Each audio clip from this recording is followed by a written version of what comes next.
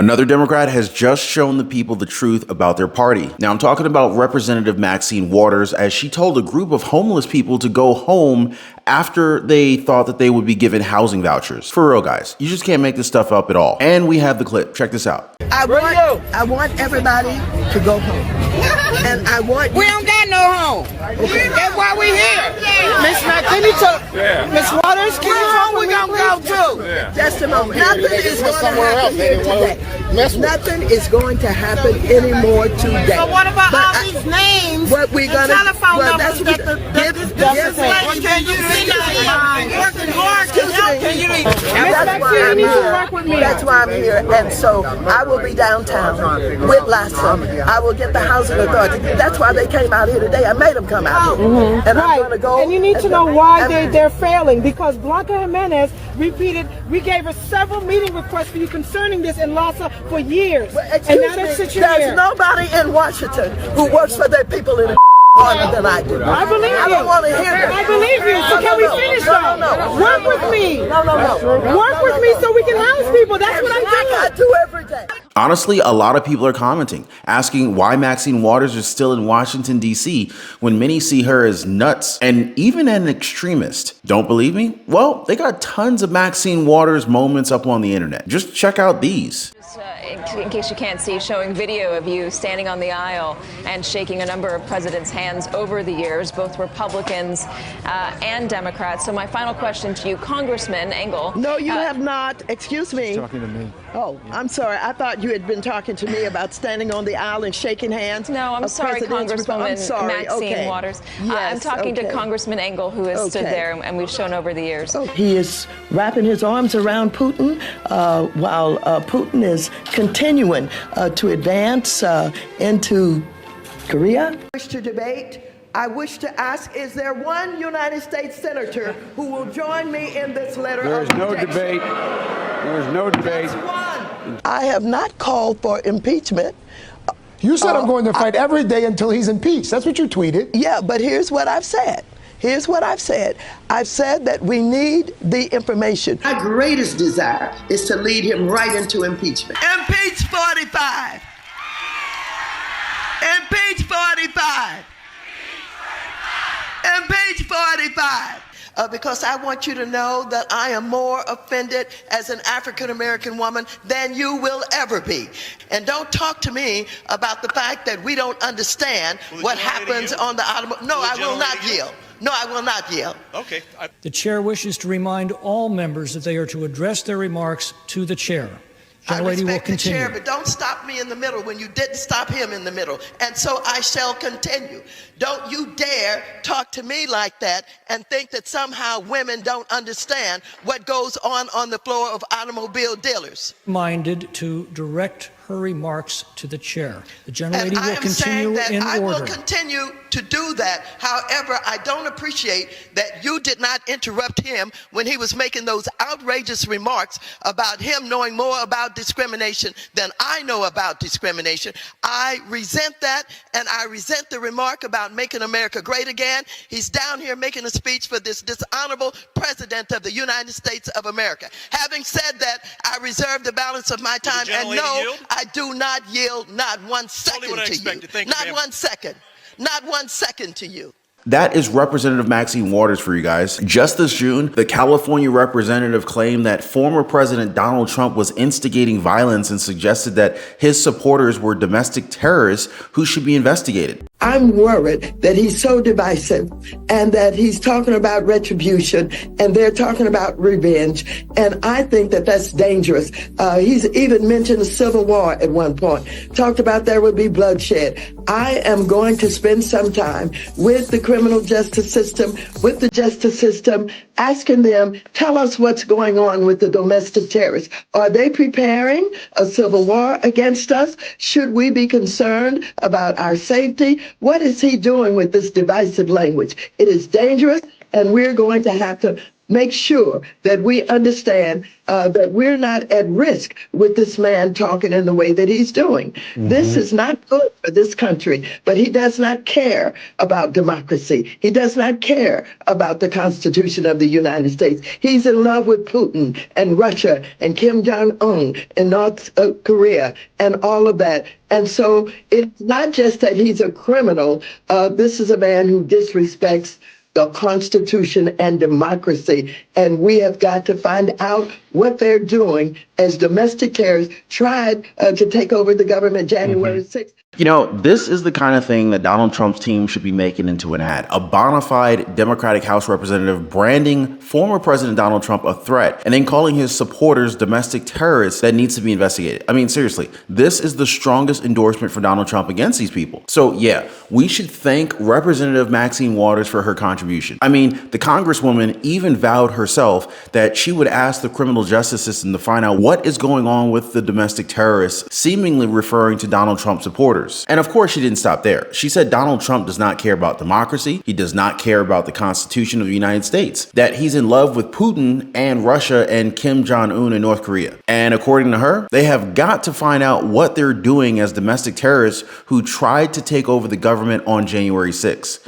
Really? I mean, seriously, are we still on that? I mean, this is just the latest in Maxine Waters' campaign against our former president. In May, she claimed that right-wing organizations connected to Donald Trump are training to attack if Biden wins the election in November. Really? What, are they going to like LA Fitness and training, getting ready for the big day? She said that they're training up in the hills somewhere and they're targeting what communities they're going to attack. But when you look at the tapes, it's actually her that's been accused of violent rhetoric. In 2021, she told protesters to go get more confrontation if ex-Minneapolis police Derek Chauvin was acquitted in the death of George Floyd. And guess what happened? Chauvin was stabbed by an inmate in federal prison and seriously injured after he was convicted for George Floyd's death, which set off even more violent protests across the country. Maybe Representative Maxine Waters should be the one in jail for inciting this kind of violence. What do y'all think? I mean, just look at what she did. She told a crowd of homeless people to go home. They don't have a home because they're homeless. So who does that? The Los Angeles Times ran the story, and apparently Congresswoman Maxine Waters tried to stop the outlet from publishing the story by warning its investigative reporter that they would hurt themselves and that they would hurt this community.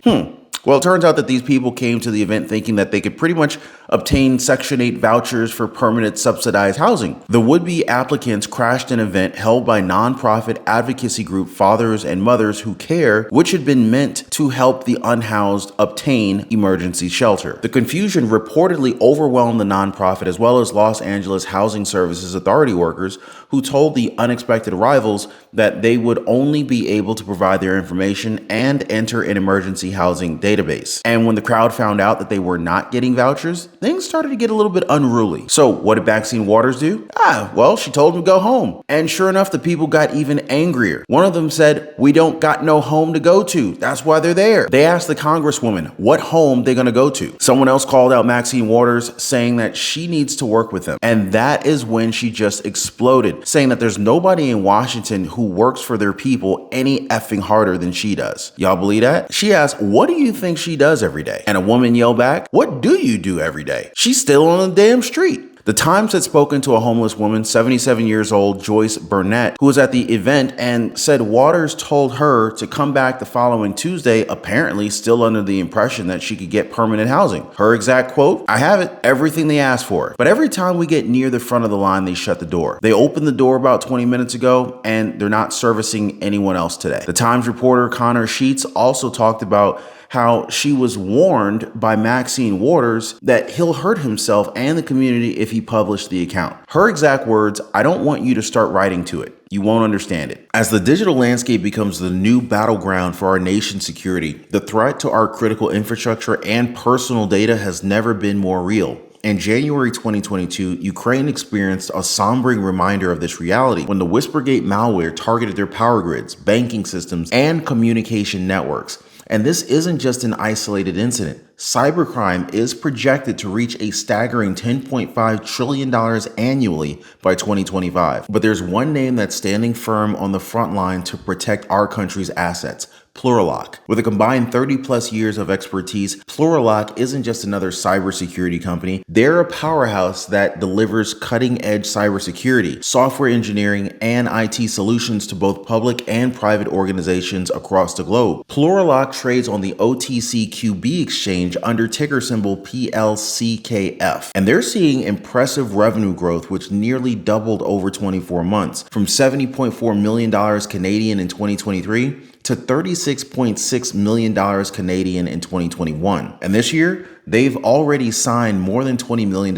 in new contracts. What sets them apart? Their leadership boasts some of the most respected minds in the field, including retired Admiral Mike McConnell, former head of the NSA, Patrick Gorman, the former CIO for the U.S. intelligence community, and the former head of cybersecurity for Bank of America, Merrill Lynch, and Bridgewater, Ed Harmersla, former president of Raytheon Cyber Products, Joe Sexton, former director of CrowdStrike. These aren't just experts. They're the people who wrote the playbook on modern cyber warfare. Their influence and experience make Plurilock a trusted partner for federal agencies, including NASA, the Department of Defense, the U.S. Treasury, Air Force, Navy, Homeland Security, and many others. Plurilock has been awarded contracts by over 30 government departments and serves as a vital cybersecurity partner to major hospitals, airports, pharmaceutical companies, and some of the largest semiconductor companies in the world. With revenue that nearly doubled in just 2 years, Plurilock is proving that they're not only up for the challenge, but they're leading the charge in protecting our nation against evolving threats. In these uncertain times, where our enemies are no longer just on the battlefield, but behind keyboards, it's companies like Plurilock that ensure our digital infrastructure remains unbreachable. Because when the stakes are this high, we need the best on our side. Investors can find Plurilock on OTCQB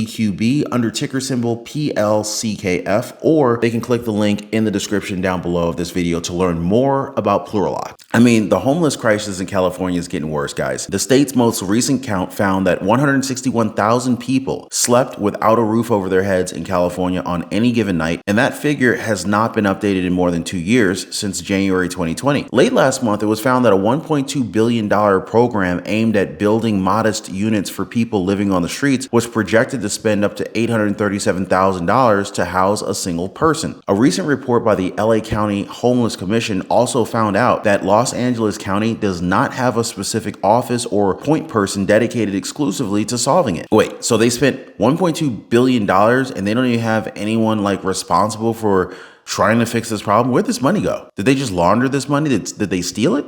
So yeah, basically this is Democrats for you guys, promising so many things and delivering almost nothing at all while maxing out our national debt. Drop a yes in the comments if you guys agree. Hit the like button, show your support. Oh, and do not forget to subscribe to the channel, guys, for more updates on this one. We are just a few short weeks away from the most important election of our lives, so we gotta stick together until the end and even beyond that, all right? All right, so let's get back to this one. Now, let's not forget Maxine Waters was one of the strongest voices arguing for the president to stay in the race after his dismal debate performance. She was angry when she found out, saying that they had been told up to the last minute that he was going to stay. She also brought up how people are talking about Joe Biden being too old. To that, she said, hell, I'm older than Biden. Probably more senile too, who knows? Well, we all know what they did to Joe Biden. Maybe they're considering doing the same to this congresswoman. What do y'all think? But heck, these two, Biden and Waters, they seem to be cut out from the same cloth. Because meanwhile, Waters was defending the president, Joe Biden was doing the same for her. Biden has even been quoted saying that whatever Maxine Waters says, he agrees with. The president has offered warm words for Waters even before that, including urging her to run for the Senate. His words to the congresswoman when he shook her hand at the 2021 event: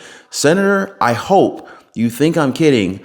I'm not." So yeah, cut from the same cloth, you guys. Biden also advocated for Los Angeles Waters' jurisdiction to be awarded the Olympics. When he was vice president, Joe Biden appeared at a 2015 decision-making event and said that he wasn't there lobbying for any city, though he says he does love Los Angeles. As for President Donald Trump, Waters has nothing but the harshest words to say about the former president, even while he was in office. Waters referred to the White House as the white supremacist house during the Trump administration and urged protesters to create a crowd if they ever saw the 45th president's cabinet members eating at a restaurant, shopping, or pumping gas. So yeah, this kind of rhetoric is what Biden wants in a senator. No thanks. Waters told Donald Trump to shut his mouth following his New York conviction. She said on X, "You talk about saving the Constitution? You're the one who has disrespected the Constitution, and you have supporters who believe that we should get rid of the Constitution. Just shut your mouth. You're convicted on all counts." This post from Maxine Waters received over 1 million views on X.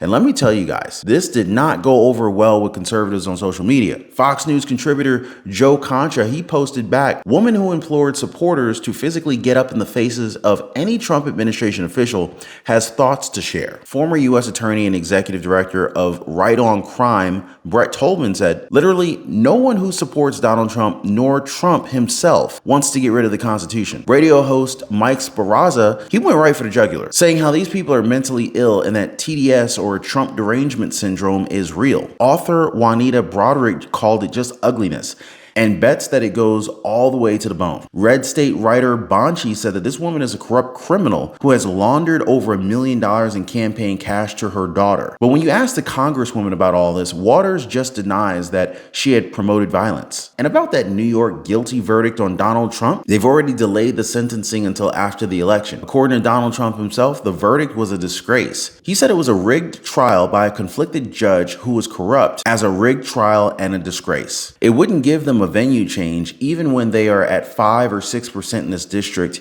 in this area. So yeah, our former president concludes this was a rigged, disgraceful trial. And more importantly, the real verdict is going to be November 5th by the people. But let's just see what Representative Maxine Waters has to say about that when the time actually comes. Actually, kind of afraid that she won't accept the results if Trump wins. You know what I mean? She is the type of person that will whip the people up into a frenzy over an election loss. So yeah, we kind of got to watch out for her. She's a little feisty. Drop a quick comment down below. Let me know what you guys think. Do you think Representative Maxine Waters and her brand of leftist Democrats are a threat to our democracy? Let me know what you guys think down below. We'll be sure to circle back to this in a future video. Make sure you guys are always subscribed and have your notification bell turned on so that you do not miss it. In the meantime, you can check out our other videos on the channel. I highly recommend this one where we tear into Kamala Harris and her lack of substance in her canned responses to questions about the economy. Guys, we have clips and all sorts of stuff to share with you guys in that video. Definitely check it out. As always, thank you for hitting the like button. Thank you for subscribing to the channel. We'll see you guys next time.